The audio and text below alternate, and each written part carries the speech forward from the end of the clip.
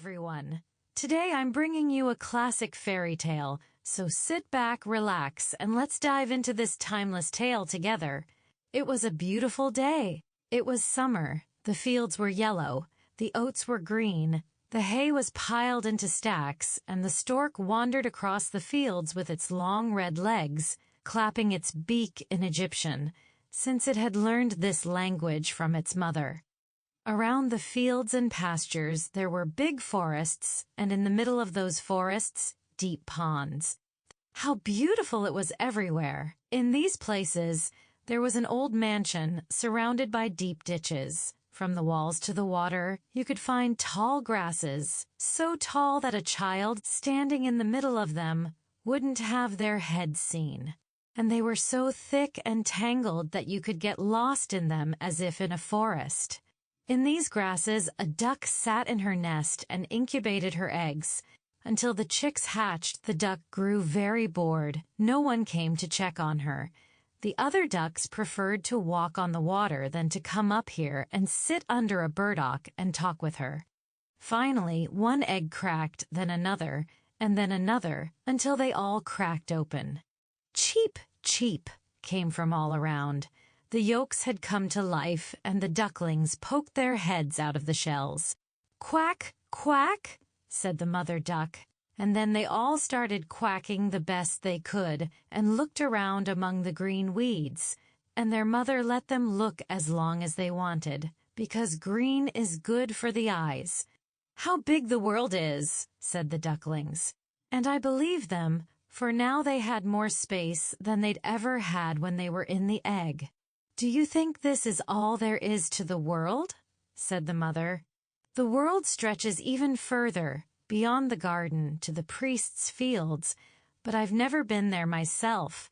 Are you all here? She asked and stood up from the nest. No, wait, there's still one egg left, and it's the biggest. But how long will it stay? I'm starting to get a little tired of this. And she settled back down in the nest. Well, how's it going? Asked an old duck that had come for a visit. I still have one egg, replied the mother duck. I don't know what's wrong with it. It won't crack, but look at the others. Aren't they the most beautiful ducklings that have ever been? Not one that doesn't resemble its father. And that good-for-nothing hasn't even come to see how we're doing. Let me see that egg that won't crack, said the old duck. It must be a turkey egg. I had the same problem once, and it caused me nothing but trouble because turkey chicks are scared of water. I couldn't make them get in the water no matter what I did. I quacked as loud as I could, but it was all in vain. Let me see the egg. Yes, it's a turkey egg. You'd better leave it and teach your little ones to swim. I'll stay a little longer, said the mother duck. I've sat this long, I can sit a little longer. As you wish, said the old duck, and she left. Finally, the big egg cracked. Cheep, cheep, said the chick, and it came out of the shell. It was big and ugly. The mother duck looked at it for a long time. Well, it's big. What a strange little duck, she said. It doesn't look like the others. Could it still be a turkey chick? I'll see for myself. I'll put it in the water, even if I have to push it in myself. The next day was beautiful. All the green weeds glowed in the sunshine. The mother duck went to the water with all her ducklings. She said, quack, quack, and one by one the ducklings got in the water. The water came up to their heads, but they quickly popped up above it and swam beautifully. Their little legs moved on their own, and they were all in the water now, even the ugly gray one. No, it's not a turkey, said the mother duck. Look at how well it kicks its legs and how straight it holds itself. It's my child. And after all, if you look closely, it's actually quite cute. Quack, quack, come after me, and let's go see the world and visit the duckyard. But stay close to me so no one steps in you, and beware of the cats. So they reached the duckyard. There, it was in chaos because two families of ducks had gotten into a fight over a fish head. But it quieted down quickly because a cat came and grabbed the fish head. See, this is how things go in the world, said the mother duck, sharpening her beak. because she too would have liked to grab the fish head. "Stay on your feet," she added. "See that old duck over there? Quack properly. Go up to her and bow your neck in front of her. She's the most dignified of all the ducks here. She's of Spanish descent, which is why she's so fat, and she wears a red ribbon on her leg. That's something extraordinary, and it's the greatest honor a duck can have. It means she must not be lost and should be known by everyone, both animals and humans. Quack, don't keep your feet together." A well-raised duckling spreads its feet wide, just like Mama and Papa do. Like this. Now, bow your neck and say quack. The ducklings did as their mother had taught them. The other ducks looked at them for a long time and then said out loud, "Well, what do we have here? We weren't enough, now we have these too, and look at how ugly one of them is. No, it's just too much." And one of the ducks rushed at the ugly duckling and pecked it on the neck. "Leave it alone," said the mother. "What did it do to you?" "It didn't do anything, but it's just so big and unusual that we simply have to beat it up." "They're lovely children," said the duck with the ribbon on her leg. "All of them are beautiful, except for one. It should be redone." "That can't be done, madam," said the mother duck. "It's true that the duckling isn't beautiful, but it's gentle and swims just as well as the others, maybe even better. I believe it will grow beautifully, and with time it will get smaller. It must have stayed too long in the egg. That's why it didn't develop the way it should." And the mother duck gently stroked the ugly duckling and smoothed its feathers. "Besides," she added, "it's a drake, so it doesn't matter too much if it's ugly. I believe it will grow strong. You can already see that." The other ducks said, "Well, the others are cute. Now make yourselves at home, and if you find a fish head, you can bring it to me."